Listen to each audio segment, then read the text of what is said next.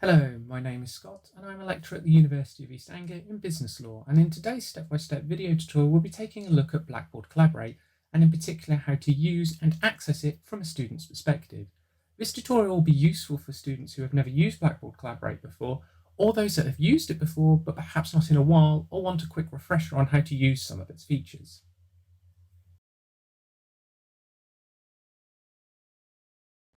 Blackboard Collaborate is a collaborative learning environment which permits synchronous teaching of lectures or seminars online. It enables interaction between students and other students and students and lecturers. Within the online environment, slides, media, quizzes and polls can be shared. This environment will likely form a part of your blended learning at the UEA this year and will be utilised alongside other online learning platforms and tools such as Echo 360.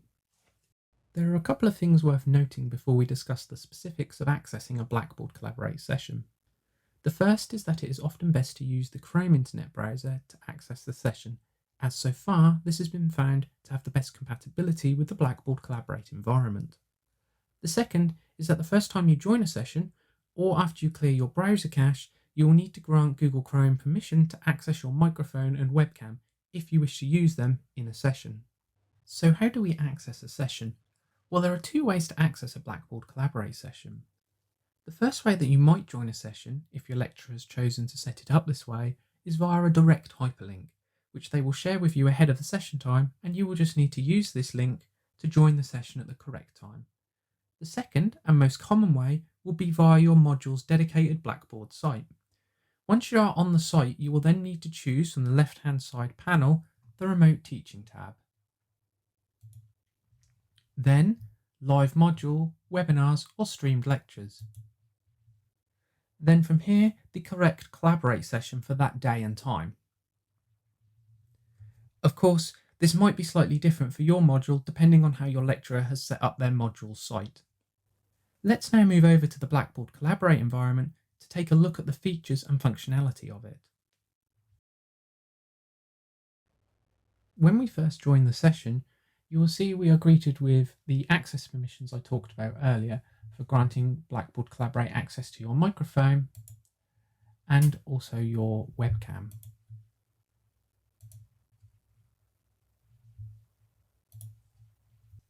Now we will be greeted with the main screen. Here you will find the multimedia content being shared by the lecturer.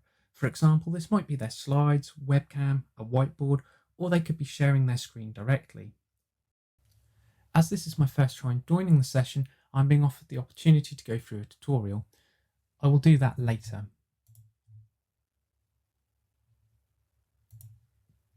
On the left-hand side of the environment, we have the Session Menu tab. This is where we will find useful guidance and help on using Blackboard Collaborate. Also an area where we can report issues, and we can take a look at Blackboard's privacy policy. Alongside this is how we can leave the session at the end of a session. Down the bottom of the screen in the middle, you will find the My Status and Settings, where we will see our profile picture, once we have uploaded one, the quality of our connection to the Blackboard environment, which is represented by these 3 lines. Basically, the fewer of these we have, the worse our connection is at this point. And finally, an area where we can provide instant feedback during the session to our lecturer and other students. So for example, we can show that we are happy or surprised, or whether we agree or disagree with something that is being said. Your lecturer may choose to use this through the session to make it more interactive. Next to the My Status and Settings option is the microphone. And here we can choose this if we wish to share our audio, and the option is available to us. Next to the microphone is the webcam option, where again we can share our video if this is available to us. Finally, in this section, we have the Raise Your Hand option, which allows us to alert the lecturer to the fact we have a question. The lecturer may also choose to use this function to instantly poll the group or to ask a question of their own. In the bottom right-hand corner, we have the Collaborate panel. Here we have 4 tabs. The first of these tabs allows us to chat with others in the session. This may be the lecturer or other students if this is permitted. The second tab shows us who the attendees are, As you can see at the moment, there's only myself here. But when there are other attendees, these will be listed here and you will see who the moderator is. This also allows us here to see those settings where people may have changed. So for example, if I was to click happy, that will show up in this area here and it will disappear after a couple of minutes itself. The third tab is the option to share content.